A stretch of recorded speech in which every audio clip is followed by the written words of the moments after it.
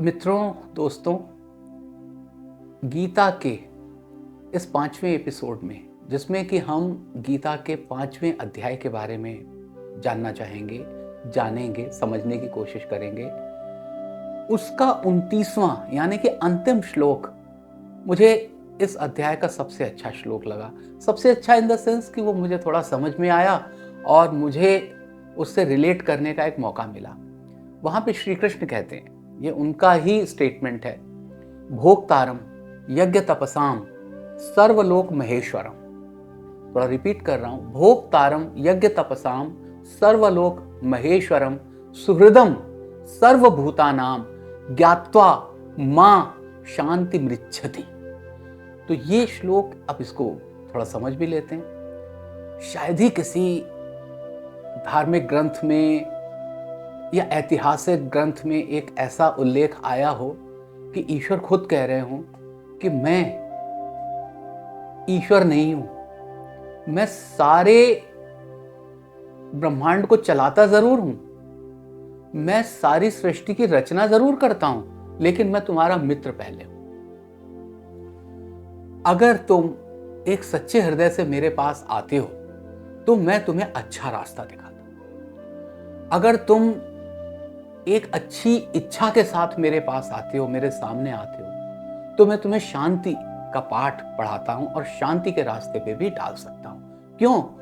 क्योंकि ना मेरे अंदर कोई द्वेष है, ना मेरे अंदर कोई इच्छा है, ना मेरे अंदर तुमसे कुछ पाने का लालच या लोभ है, ना मेरे अंदर तुम्हें देने के लिए कुछ विशेष है।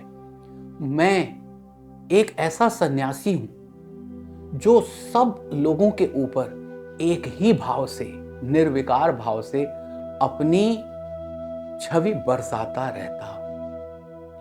ये कहीं भी और नहीं कहा गया है। हर जगह ये कहा गया है, अच्छा काम करोगे तो अच्छा होगा, बुरा काम करोगे तो तुम्हारे साथ बुरा होगा। ईश्वर कहते हैं कि मैं इस कर्म के और सन्यास के पचड़े में फंसता ही नहीं हूं। तुम जो कर रहे हो, तुम मुझे जो ऑफर कर रहे हो, जो भी कुछ है, सब मुझे कबूल है, क्योंकि मुझे कुछ भी कबूल नहीं है। अब इसको कैसे समझना है?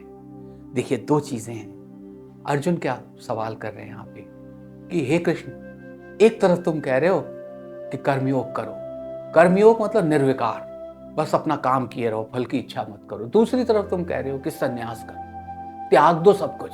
तो मैं क्या करूं? क्या दोनों ही चीजें मुझे एक ही जगह लेके जा पाएंगी? तो कृष्ण कहते हैं, हाँ, तुम्हें दोनों ही चीजें एक तरफ लेके जा पाएंगी, एक ही डायरेक्शन में लेके जाएंगी, एक ही गोल है उसका। क्यों? ये सन्यास वो सन्यास नहीं है जिसे हम और आप समझते हैं, भगवा कपड़े पहन लिए, उसके बाद में कमंडल लेके निकल गए, वो सन्यास नहीं। एक छोटा सा एक एग्जांपल देता हूं आपको। एक किसान भी गाय को अपने हाथ से चारा खिलाता है, और एक ऋषि मुनि जंगल में बैठा हुआ, वो भी अपने हाथ से गाय को हरी हरी पत्तियां खिला रहा है। लेकिन दोनों का पर्पस अलग है। किसान सोच रहा है कि जब गाय चारा खाएगी तो ये मुझे दूध देगी, उस दूध को मैं ले जाके बाजार में बेचूंगा और उससे अपना घर चलाऊंगा। ऋषि ऐसा नहीं सोच रहा है। ऋषि अपना सिर्फ कर्म कर रहा है, उससे कुछ लेना देना नहीं कि गाय कितना चारा खाएगी, चारा नहीं खाएगी तो क्या होगा, खाएगी तो क्या मुझे आशीर्वाद देगी। वो इन सब चीजों से परे है। तो सन्यास और कर्म दोनों ही एक तरफ लेके जा रहे हैं। अपनी तरफ से वो किसान भी ठीक है, वो कर्मयोग कर रहा है। लेकिन अगर किसान ये ना सोचे कि अगर गाय चारा खाएगी तो मुझे दूध देगी, फल की चिंता ना करे, तो वो भी सन्यासी है। और मैं आज आपको बात बताऊं, ये ऐसे सन्यासी जो अपने काम में लगे हुए हैं, कर्मयोग में लगे हुए हैं, ऐसे हजारों लाखों किसान आपको भारत में अभी भी मिल जाएंगे, जो कभी ये सोच के हल नहीं चलाते कि एक दिन इसमें फसल उगेगी और एक दिन इसका परिणाम मुझे मिलेगा, ये फसल बेच के मेरा घर चलेगा। वो ये सब सोचते नहीं हैं, निर्विकार रूप से कार्य करते हैं। इसीलिए भारत आज भी ऋषियों और मुनियों का देश माना जाता है। इसको हम एक और तरह से भी समझ लेते हैं। देखिए, आप ये मान के चलिए कि ये ब्रह्मांड ईश्वर का बनाया हुआ है, कृष्ण का बनाया हुआ है। इसमें सौरमंडल है। सौरमंडल में एक तारा है, उस तारे का नाम है सूर्य। सूर्य 99.8% मास पूरे सोलर सिस्टम का, सौर मंडल का रखता है। बाकी 0.2% में सारे ग्रह आ जाते हैं, सारे स्टीरॉइड्स, कॉमेट्स, जितनी भी कॉस्मिक डस्ट है सब आ जाते हैं 0.2% में। सूर्य 24 घंटे चमकता रहता है और अपनी रोशनी डालता रहता है। क्या सूर्य को ये नहीं लगता होगा कभी, अगर सूर्य स्वार्थी होता, सूर्य कर्मयोगी ना होता, कि एक छोटी सी पृथ्वी पे जीवन दे रहा हूं मैं, मेरी सारी रोशनी जो मैं जल रहा हूं, अपना कर्म कर रहा हूं, और सिर्फ एक छोटा सा प्लेनेट, अर्थ तो बहुत छोटा प्लेनेट है as compare to Jupiter, Saturn, Uranus, Neptune, इनके कंपैरिजन में तो बहुत छोटा है, वीनस के जितना है।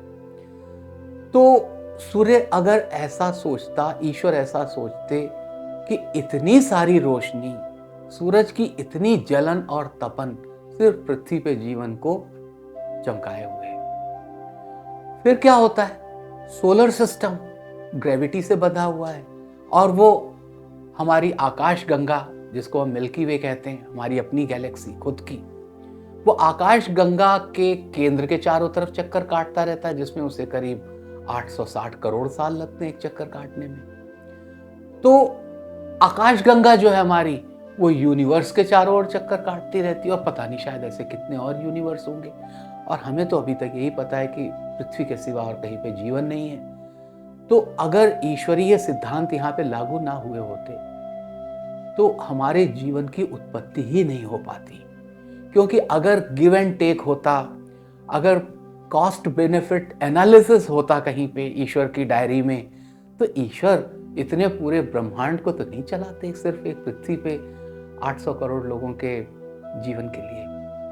तो यहीं से आपको समझ में आता है, यहीं से मुझे समझ में आता है कि ईश्वर अपने आप में एक एब्सोल्यूट कर्मयोगी भी हैं, और ईश्वर अपने आप में ही एक एब्सोल्यूट सन्यासी भी हैं। और वो यही कहते हैं कि आप जो भी कर्म करें वो बिना किसी इच्छा के करें, आप सुख और दुख में एक जैसे रहें। तो क्या पॉसिबल है? बिल्कुल पॉसिबल है। मैं आपको सही बताऊं, मैंने ऐसे बहुत से लोग अपनी जिंदगी में देखे, बहुत ज्यादा भी नहीं लेकिन इतने कम भी नहीं देखे कि मैं कहूं कि वो एक्सेप्शन है, अपवाद है। मैंने ऐसे बहुत से लोगों को देखा है जो सुख दुख में, और सुख और दुख ऐसा कोई छोटा मोटा सुख दुख नहीं, एक्सट्रीम सॉरोज, अति के दुख में भी वो दुखी नहीं होते, और उनके पास अति का सुख आ जाए तो उसमें वो बहुत प्रसन्नता व्यक्त नहीं करते, उछलते हुए घूमते नहीं है। ओके, तो जो हमारे पुराने प्राचीन ग्रंथ हैं उनको पढ़ने से हमें संभाव होने की शिक्षा भी मिलती है। हमें ये शिक्षा भी मिलती है कि हम कर्मयोगी होते हुए भी सन्यासी हो सकते हैं। सन्यासी होने का मतलब ये नहीं है कि आप हाथ पे हाथ रख के बैठे रहे। सन्यासी होने का मतलब ये है कर्म को इस तरह से करें कि वो अंदर से आ रहा हो, न केवल हाथ पैर हिलाने का कर्म हो। और ये मैं, आप विद्यार्थी हैं, आप जो कोई भी हैं जो सुन रहे हैं, तो मैं ये कहूँगा कि मेरे और आपके लिए भी एक बहुत ही अच्छा जीवन जीने के लिए ये 5वां अध्याय पढ़ना योग गीता का हमें योग की तरफ ले जाता है। हमें जीवन जीने की एक ऐसी कला सिखाता है जो शायद इस दुनिया में, भगवान की ही बनाई इस दुनिया में कहीं और मुमकिन है ही नहीं। अगले अध्याय में मिलेंगे और जल्दी मिलेंगे। तब तक के लिए धन्यवाद। सी यू।